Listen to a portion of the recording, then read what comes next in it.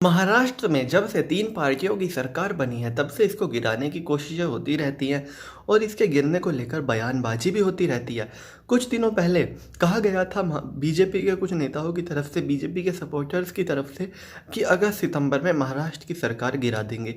सिर्फ इतना ही नहीं, इस बीच कई राज्यों की सरकार गिरी। राजस्थान की अस्थिर सरकार करने की कोशिश हुई लेकिन असफल नहीं हुए। मध्य प्रदेश की तो सरकार गिरा दी गई, कर्नाटक में भी तख्ता पलट हुआ।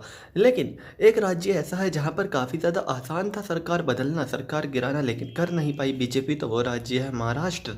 और वो तब जब वहाँ पर तीन तीन पार्टियों की सरकार है। इस बीच उद्धव ठाकरे ने सामना में उन सभी लोगों पर निशाना साधा जो सरकार गिराने की ताक में है, और उन्होंने कहा कि अगर किसी को सरकार अगस्त सितंबर में गिराने का मन कर रहा है तो अभी गिरा दो, इंतजार किस बात का कर रहे हो। अगर किसी को गिराना होगा तो गिराओ। कोई अगर किसी को अगर लगता है कि वो इस सरकार को गिरा सकता है तो बेशक गिरा दे। साथ ही साथ उद्धव ठाकरे ने कड़े शब्दों में एक बात साफ कर दी कि बेशक ये 3 पहियों की सरकार है, लेकिन इस 3 पहियों की जो सरकार का स्टीयरिंग है वो उनके हाथ में है और वो इस स्टीयरिंग को मजबूती से पकड़े हुए हैं और तीनों पहियों को आपस में बांधे हुए हैं। जाहिर सी बात है, वक्त वक्त पर ये बातें की जाती रहती हैं कि महाराष्ट्र में 3 पहियों की सरकार है और ये 3 पहियों की सरकार स्थिर नहीं है और कभी भी ये पलट सकती है, कभी भी लुढ़क सकती है। लेकिन उद्धव ठाकरे हर बार इन लोगों के जो मंसूबे हैं उन पर पानी फेर देते हैं। और ख़ास करके उद्धव ठाकरे, जिनको राजनीति का कच्चा खिलाड़ी माना जाता है, उन्होंने इतनी मजबूती से अपनी सरकार बचाए रखी और इतने दिन हो गए, इतने दिन तक तो वरना कब कि उनकी सरकार गिर जाती।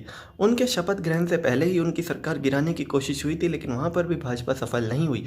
और तब से लेकर अब तक ना जाने कितनी कोशिशें की हैं विपक्षी पार्टियों ने महाराष्ट्र में उद्धव ठाकरे की सरकार गिराने की, लेकिन कहीं ना कहीं एक बात तो साफ है कि वो सफल नहीं हो पाई। और उद्धव ठाकरे का कॉन्फिडेंस साफ बता रहा है कि महाराष्ट्र में सरकार गिराना इतना आसान नहीं है जितना कि मध्य प्रदेश में था, जितना कि कर्नाटक में था।